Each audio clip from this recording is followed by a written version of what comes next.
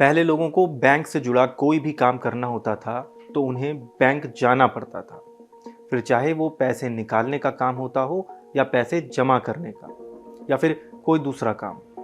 पहले इन कामों के लिए बैंकों में लंबी कतारें लग जाया करती थी, लेकिन अब इनमें से कई सारे कामों के लिए बैंक जाने की ज़रूरत ना के बराबर ही पड़ती है और कई काम तो घर बैठे ही पूरे हो जाते हैं। और अगर पैसे की ज़रूरत हो तो पैसे निकालने के लिए एटीएम हर जगह ही मिल जाते हैं, जिसकी मदद से लोग जब चाहें तब पैसे निकाल सकते हैं।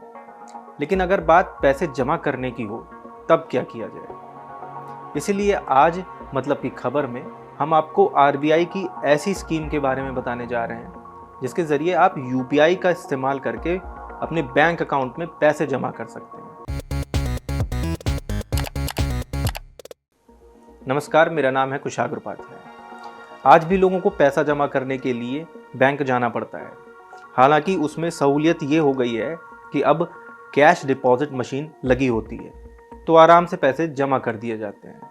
लेकिन अब reserve bank of India UPI के ज़रिए पैसे जमा करने की नई योजना ला रहा है जिसमें आप यूपीआई का इस्तेमाल करके पैसे जमा कर पाएंगे। पिछले कुछ सालों में देश में यूपीआई के आने के बाद से एक डिजिटल पेमेंट की क्रांति सी आ गई है। अब बहुत से लोग लगभग अपने सारे पेमेंट इसी से करते हैं। तो वहीं अब रिजर्व बैंक ऑफ इंडिया ने यूपीआई के ज़रिए अकाउंट में पैसे जमा करने के लिए एक योजना लाने का ऐलान भी कर दिया है। लोग अब यूपीआई के तहत कैश डिपॉजिट मशीन से अब अकाउंट में पैसे जमा कर पाएंगे। आरबीआई के गवर्नर शक्तिकांत दास ने बीते शुक्रवार को मॉनेटरी पॉलिसी के बारे में बताते हुए इस बारे में जानकारी भी दी है। फिलहाल लोग बैंक में डिपॉजिट पर्ची भरकर उसमें अकाउंट लिखकर कैश डिपॉजिट करते हैं या फिर वो कैश डिपॉजिट मशीन से कार्ड के जरिए कैश डिपॉजिट करते हैं। लेकिन आरबीआई इस नई पॉलिसी के तहत लोगों को और सहूलियत देगा।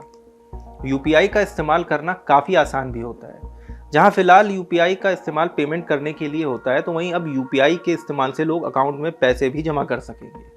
शक्तिकांत दास ने बताया कि कैश डिपॉजिट मशीन से यूपीआई का इस्तेमाल कर खाते में पैसे जमा करने के लिए जल्द गाइडलाइंस जारी कर दी जाएंगी। यूपीआई के जरिए नकदी जमा करने की सुविधा हासिल करने के लिए आपको ऐसी ब्रांच या एटीएम जाना होगा जहां कैश डिपॉजिट मशीन यानी सीडीएम लगी हो। सीडीएम मशीन में आपको यूपीआई नगद जमा का ऑप्शन सेलेक्ट करना होगा।